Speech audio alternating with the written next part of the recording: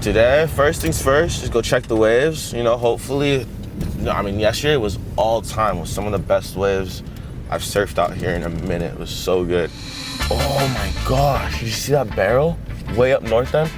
And it's so trippy because every time you're like, oh, yesterday it was better at the low tide, and then the next day, maybe high tide just pumping. You know what I mean? It's just always different here. It's really weird. Like yesterday, I spent half the day in the water, pretty much. I spent like at least 4 hours in the water. That's why I'm so fried today. I got these jellyfish things all over. Waves are good this morning. We're gonna get out there. It looks super fun. The mats, they always stay the same, you know, but when the waves are good, you gotta take advantage because they're not always good. Right now, our HQ is obviously back home in California, and we come out here every time we have the free chance. I love Cali too, don't get me wrong, but you know, the water's cold, it's often crowded, you know, the waves aren't as good over there, so surfing's probably gives me some of the best feelings in the world, close to competing. I get like anxiety when I'm home too much, you know what I mean? Like if I'm there for a couple months, I feel the urge to come back so bad.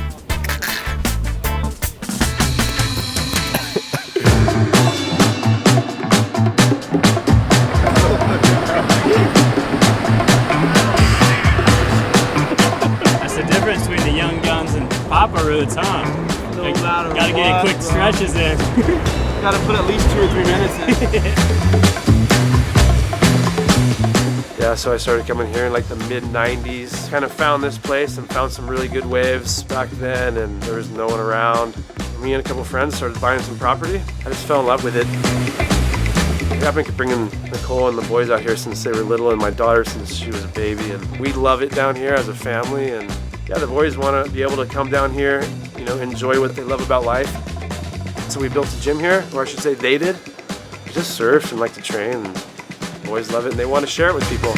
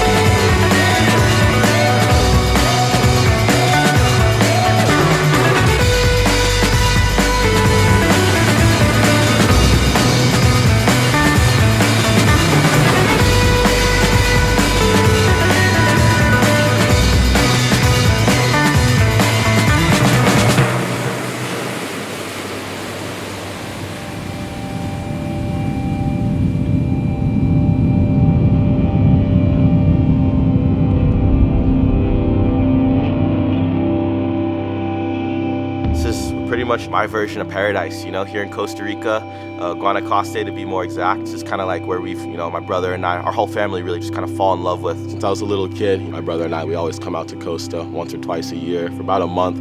I feel like those trips is what kind of kept the balance for us as well, you know, from being burnt out on jiu-jitsu from a young age, be training, you know, whatever, 4 times a day, competing almost every weekend. You know, so those trips to Costa Rica were just mandatory for us. You know, we'd come back to training all fired up, and you know, it's always a real healing experience. It's just so peaceful, so quiet, you know, some of the best waves in the world, some of the best food in the world, and it's just my paradise for sure.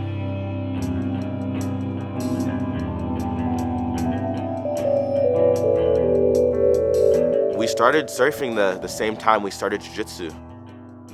My dad, he was a blue belt at jiu-jitsu at the time and a great surfer, so he's shown us everything that we love to do nowadays.